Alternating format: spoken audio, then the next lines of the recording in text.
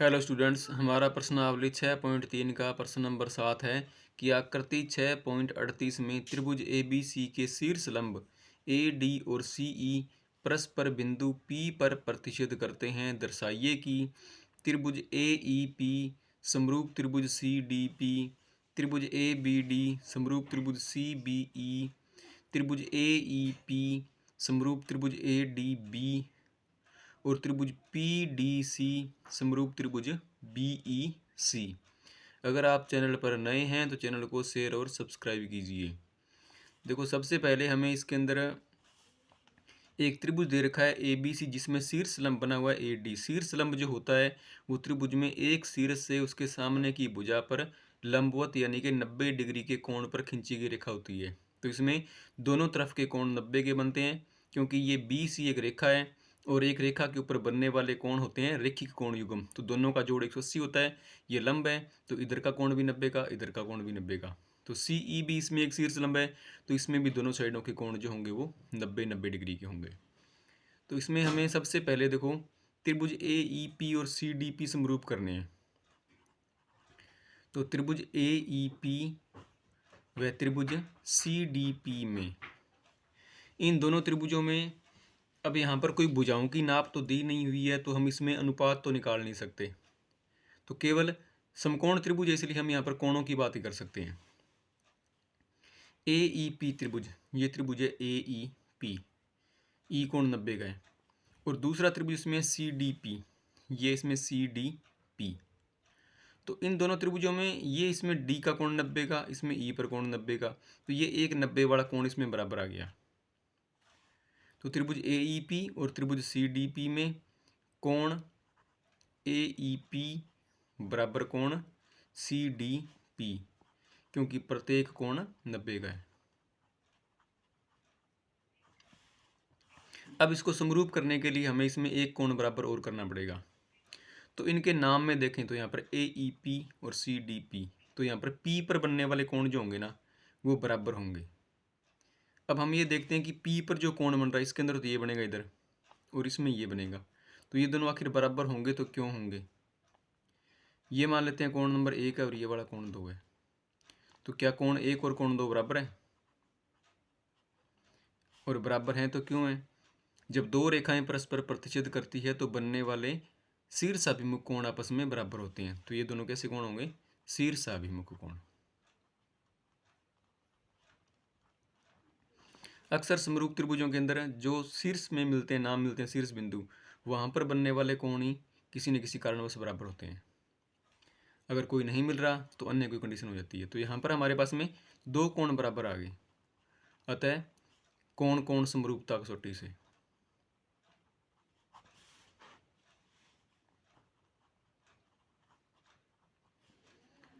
त्रिभुज ए E P समरूप त्रिभुज सी डी पी। तो यहाँ पर दो कोण बराबर हैं, इसलिए दो कोणों की समरूपता की कसौटी यहाँ पर लग गई और ए ई पी है वो सी डी पी के समरूप त्रिभुज बन गया। यही हमें सिद्ध करना था पहले भाग में। अब इसका सेकंड भाग में हमें सिद्ध करना है कि ए बी डी, त्रिभुज ए बी डी और त्रिभुज सी बी डी। अब त्रिभुज ए बी डी और सी बी डी, इन दोनों में कौन कौन से भाग जो हैं वो इनके बराबर बन सकते हैं।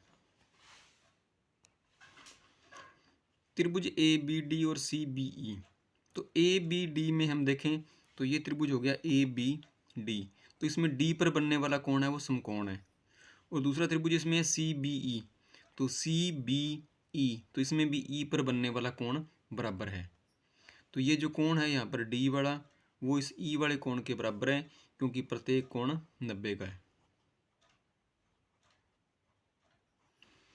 और दूसरा इसके अंदर इनके नाम में देखें, दोनों में शीर्ष एक सेम आ रहा है बी, और यहाँ पर बी पर कोण भी एक ही बन रहा है। तो ये बी वाला कोण बी वाले के बराबर आ जाएगा। रीजन इसका क्या हो जाएगा? उभयनिष्ठ कोण, क्योंकि ये इन दोनों त्रिभुजों में कोण आ रहा है, तो ये इनका उभयनिष्ठ कोण होने के कारण बराबर आ गया। इसलिए दो कोण बराबर हो गए, तो डबल ए समरूपता कसौटी से त्रिभुज ए बी डी समरूप त्रिभुज सी बी ई। तो ये दोनों आपस में समरूप त्रिभुज हो गए, दो कोण बराबर होने के कारण।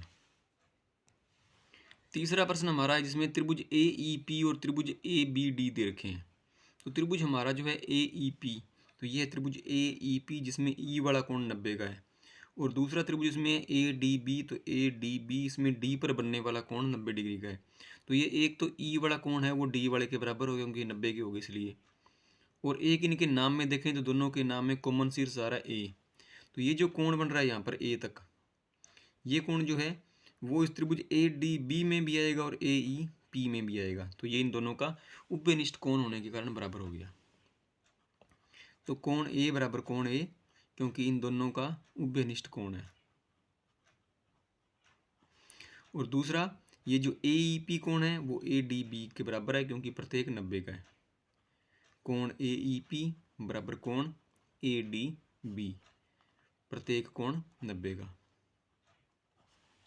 दो कोण बराबर हो गए, इसलिए डबल ए समरूपता कसौटी से त्रिभुज ए ई पी समरूप त्रिभुज ए डी बी, तो ये दोनों त्रिभुज समरूप हो गए हमारे, यही हमें सिद्ध करना था। अब इसका चौथा भाग जो है, चौथे भाग में हमें सिद्ध करना है कि त्रिभुज पी डी सी और त्रिभुज बी ई सी में, तो त्रिभुज जो हमारा है पी डी सी, ये हो गया पी डी सी, और दूसरा हमारा है बी ई सी, तो ये हो गया हमारा बी ई सी।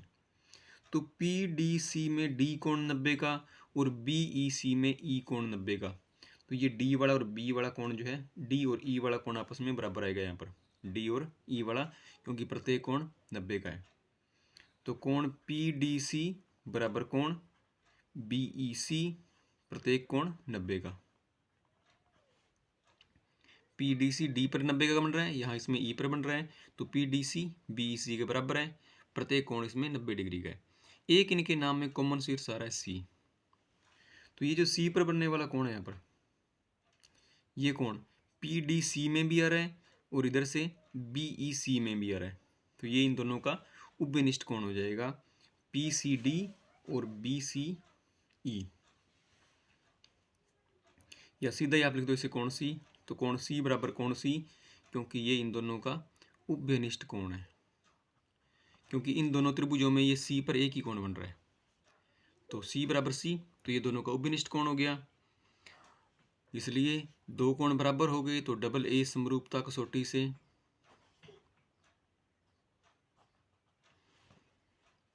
त्रिभुज पी डी सी समरूप त्रिभुज बी ई सी, यही हमें सिद्ध करना था।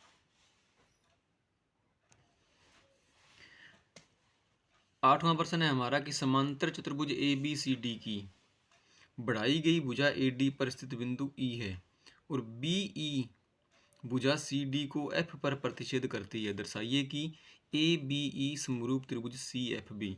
तो इसमें इसका डायग्राम नहीं दिया गया, वो आपको बनाना पड़ेगा। तो सबसे पहले हम इसमें एक समांतर चतुर्भुज बनाते हैं ए बी सी डी। ये हमारा एक समांतर चतुर्भुज बन गया A B C D, A B C D, जिसकी भुजा ए डी को आगे बढ़ाया गया है। कहाँ तक बढ़ाया?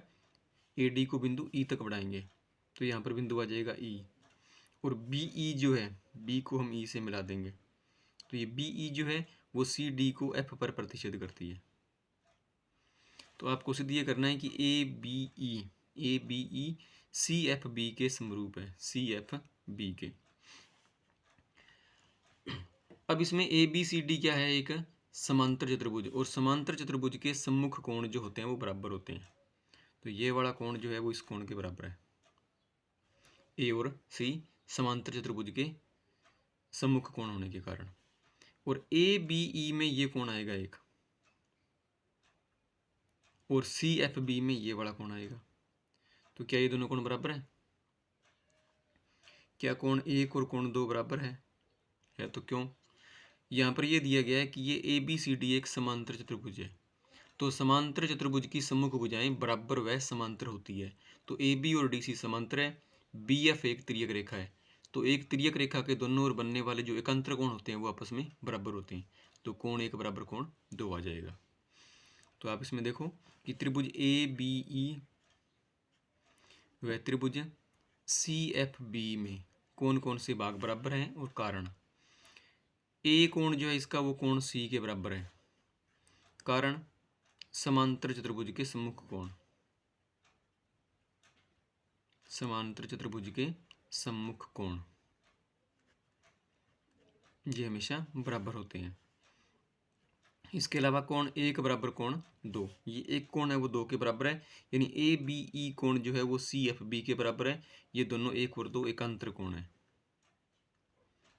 क्योंकि समांतर चतुर्भुज की आमने सामने की भुजाएं समांतर होती हैं, तो इसलिए इसमें 2 कोण बराबर आ गए।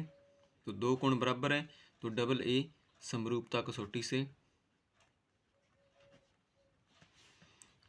त्रिभुज ए बी ई समरूप त्रिभुज C F B, A B E जो है वो सी एफ बी के समरूप है,